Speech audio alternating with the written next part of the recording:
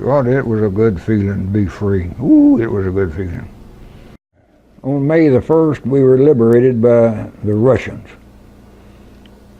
And that was an experience within itself.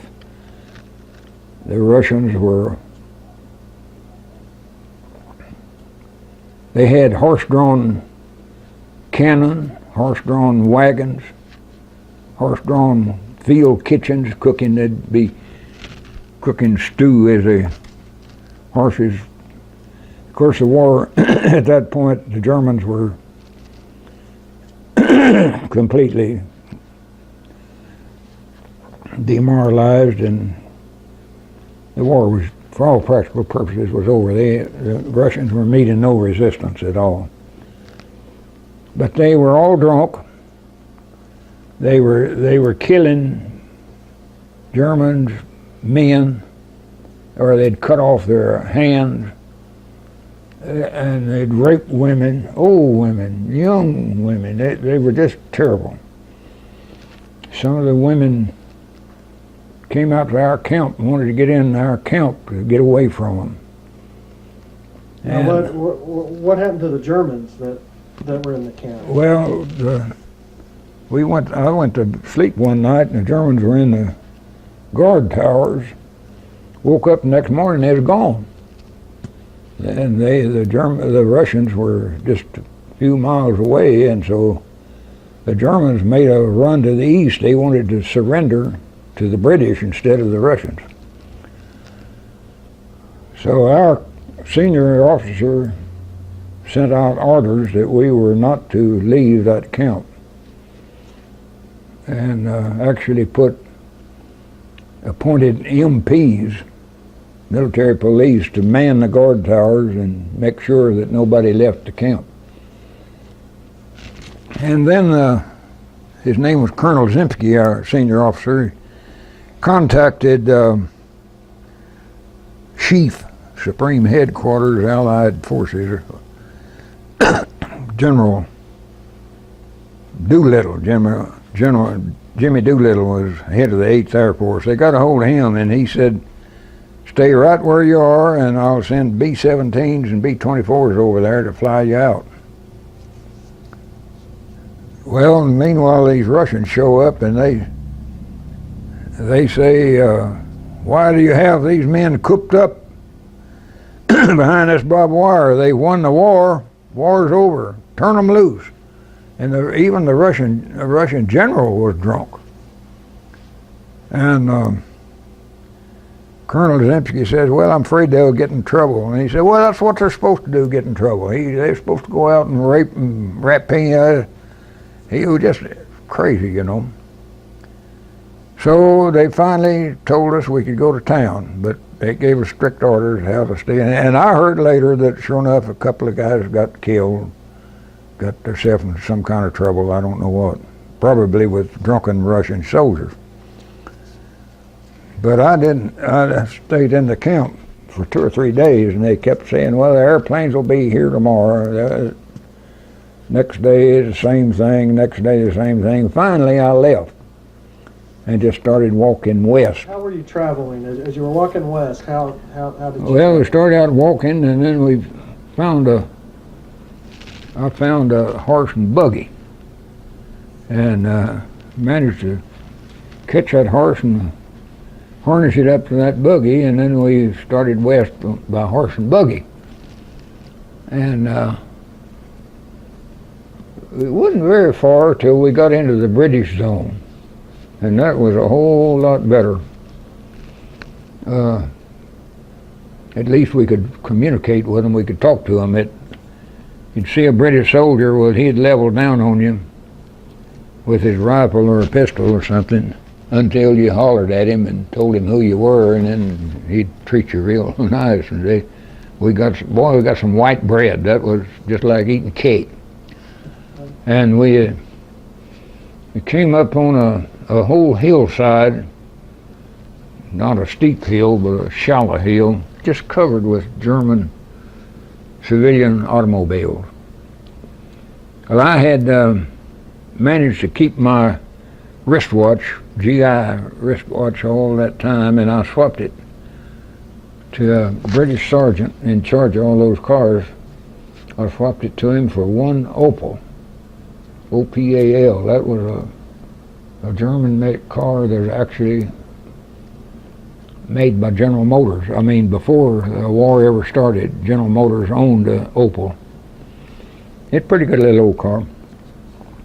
And then we'd get gasoline from English truck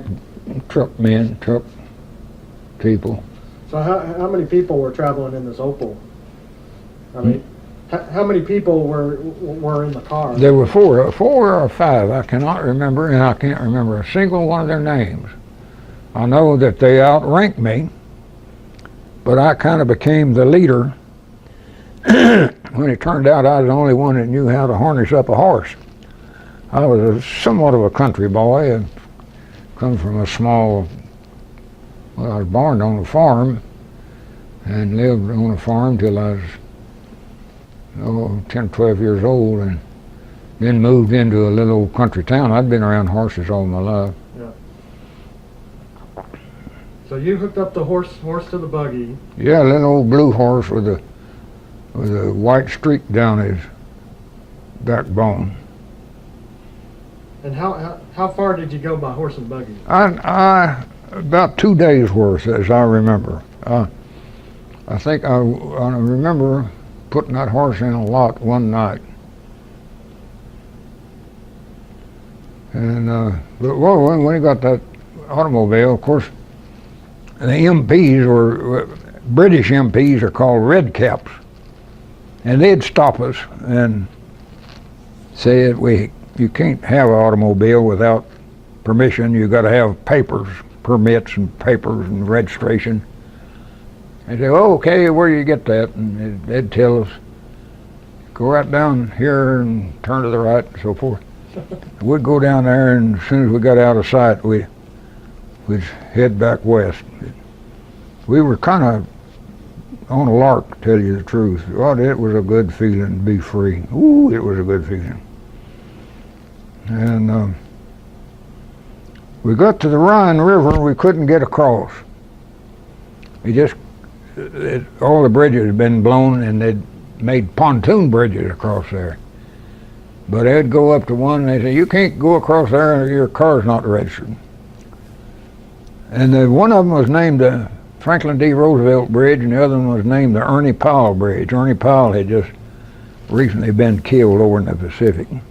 Ernie Powell was a great war correspondent. I can't remember which was which, but the second one we came to, I was driving this little Opel, and I went down there, and the MP said, you can't cross. And so I said, "Look, I just got out of a prisoner of war camp. I've got a baby at home,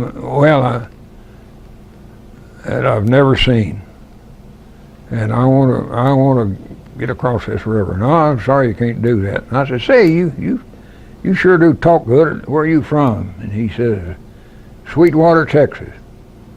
And I said, "Well, I'm from Big Spring, Texas." And of course, that's just about 50 miles apart. He said, "Oh, sure enough."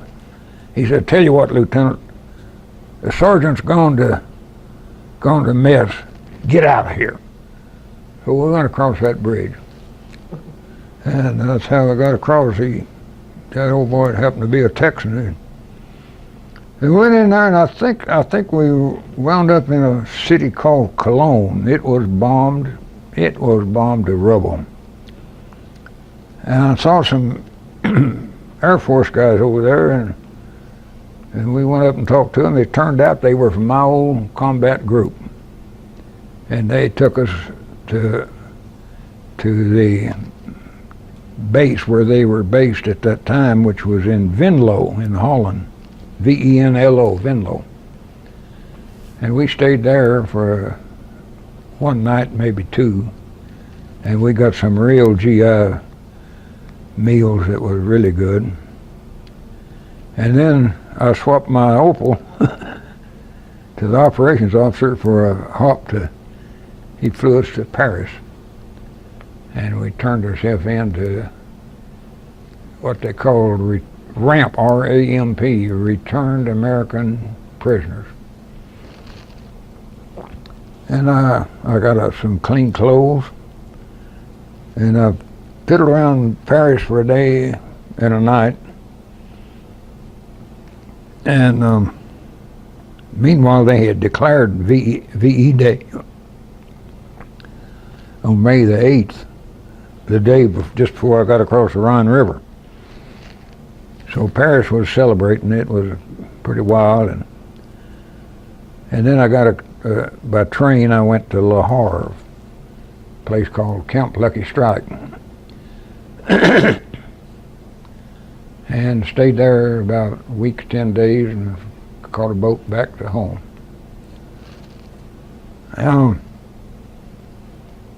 While we were at Camp Lucky Strike, General Eisenhower came down there.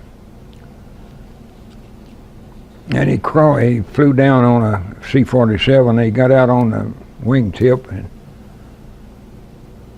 and they had a mic, a PA system. And he made a nice little speech welcoming us. We were all returned prisoners. And he said, "I tell you what, I know you want to get home in a hurry." He said, "If you will agree to 3 men to the bunk and sleep in shifts, you get home faster. All in favor of that, say aye." We all said aye. Any opposed? It was dead silence. And so very next day, that's one thing I like about Eisenhower. He had the power.